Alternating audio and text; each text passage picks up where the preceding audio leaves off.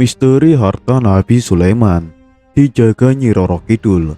Dewi Kadita dikenang sebagai wanita yang berparas sangat cantik. Kecantikannya banyak yang memuji, dan kabar kecantikannya, parasnya, menyebar hingga ke setiap pelosok kerajaan Pajajaran. Ia adalah anak dari Raja Munding Wangi dari kerajaan Pajajaran.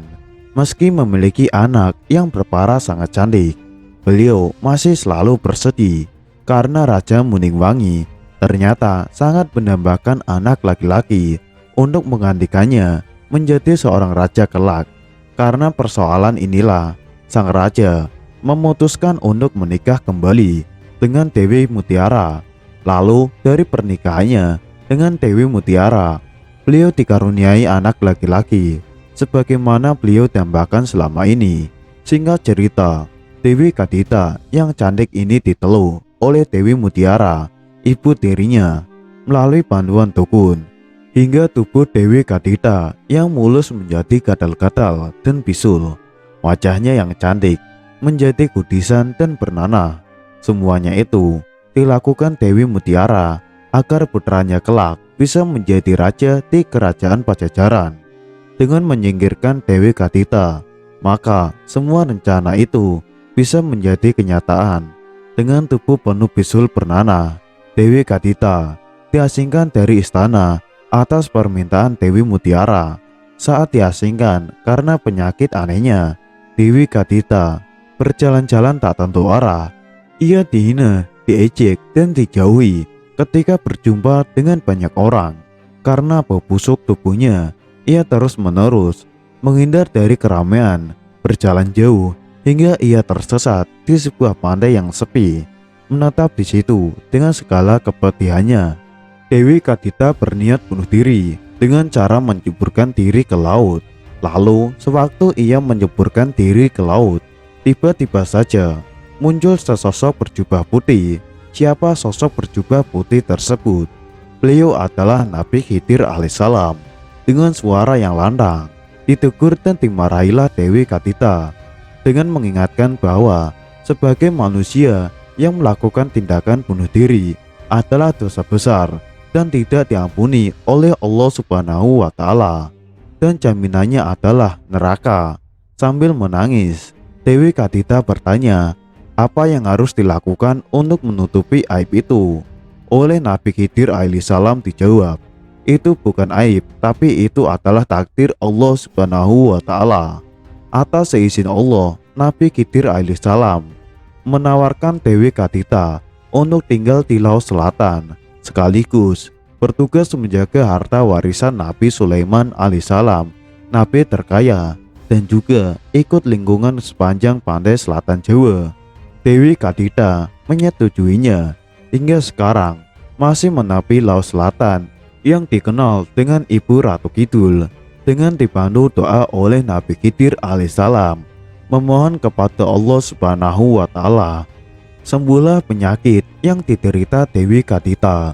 Setelah sembuh, Dewi Kadita juga memiliki ilmu atau kuasa, sehingga ia menjadi penguasa atau ratu pantai selatan. Nyi Roro Kidul adalah sosok gaib dari cerita rakyat Indonesia. Ia dipercaya menguasai Laut Selatan dalam mitos Sunda dan Jawa. Dalam mitologi Jawa, Kanjeng Ratu Kidul merupakan ciptaan dari Dewa Kaping Telu yang mengisi alam kehidupan sebagai Dewi Padi dan Dewi Alam yang lain. Sedangkan Nyi Roro Kidul mulanya merupakan putri kerajaan Sunda yang diusir ayahnya karena ulah ibu tirinya. Dalam perkembangannya, masyarakat cenderung menyamakan Nyi Roro Kidul dengan Kanjeng Ratu Kidul.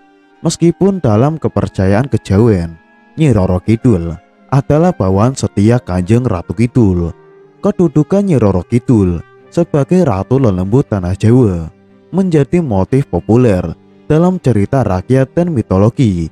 Selain juga dihubungkan dengan kecantikan putri-putri Sunda, Nyi Roro Kidul juga dikenal dengan berbagai nama yang mencerminkan berbagai kisah berbeda dari asal-usulnya, legenda, mitologi, dan kisah turun-temurun. Ia lazim dipanggil dengan nama Ratu Laut Selatan dan Gusti Kanjeng Ratu Kidul. Menurut adat istiadat Jawa, penggunaan gelar seperti Nyai, Kanjeng, dan Gusti untuk menyebutnya sangat penting demi kesopanan. Terkadang orang juga menyebut namanya sebagai Nyai Loro Kidul. Bahasa Jawa Loro merupakan sebuah homograf unduk dua atau sakit.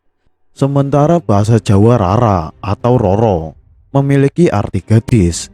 Seorang otografer Belanda memperkirakan terjadinya perubahan dari bahasa Jawa kuno Roro menjadi bahasa Jawa Loro, sehingga terjadi perubahan arti dari gadis cantik menjadi orang sakit.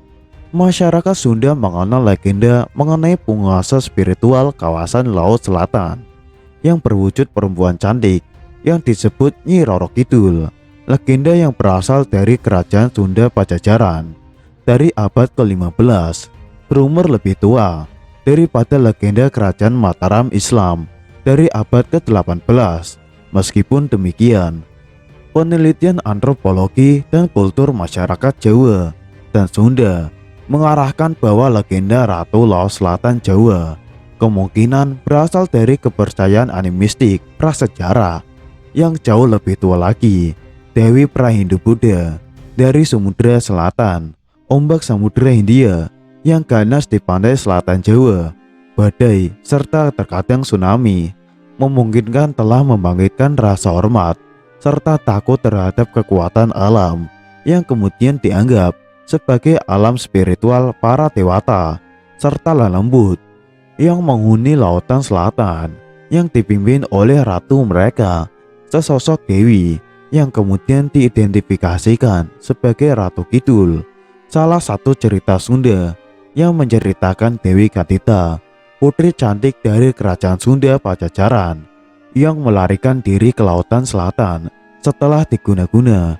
Guna-guna tersebut dikeluarkan oleh seorang dukun atas perintah saingannya di istana dan membuat putri tersebut menderita penyakit kulit yang menjijikan. Ia melompat ke lautan yang berombak ganas dan menjadi sembuh serta kembali cantik.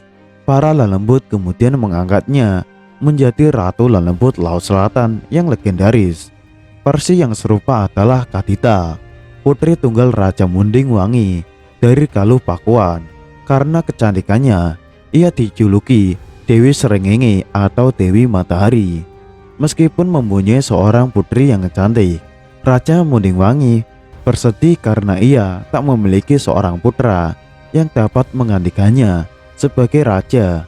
Raja kemudian menikah dengan Dewi Mutiara dan mendapatkan putra dari pernikahan tersebut. Dewi Mutiara ingin putranya dapat menjadi raja tanpa ada rintangan di kemudian hari, sehingga ia dapat berusaha menyingkirkan Kadita. Dewi Mutiara menghadap raja dan memintanya untuk menyuruh Kadita pergi dari istana. Raja berkata bahwa ia tidak akan membiarkan siapapun yang ingin bertindak kasar pada putrinya. Mendengar jawaban itu, Dewi Mutiara tersenyum dan berkata manis sampai raja tidak marah lagi kepadanya. Keesokan harinya, sebelum matahari terbit, Dewi Mutiara mengutus pembantunya untuk memanggil seorang tukang tenuh. Dia menyuruh sang dukun untuk meneluh Kadita. Pada malam harinya, tubuh Kadita gatal-gatal dipenuhi kudis, berbau busuk dan penuh bisul. Ia menangis tak tahu harus berbuat apa. Raja mengundang banyak tabib untuk menyembuhkan Kadita, serta sadar bahwa penyakit tersebut tidak wajar, pasti berasal dari guna-guna. Dewi Mutiara memaksa sang raja untuk mengusir putrinya karena dianggap akan mendatangkan kesialan bagi seluruh kerajaan. Karena sang raja tidak menginginkan putrinya menjadi gunjingan di seluruh kerajaan, ia terpaksa menyetujui usulan Dewi Mutiara untuk mengasingkan putrinya dari kerajaan.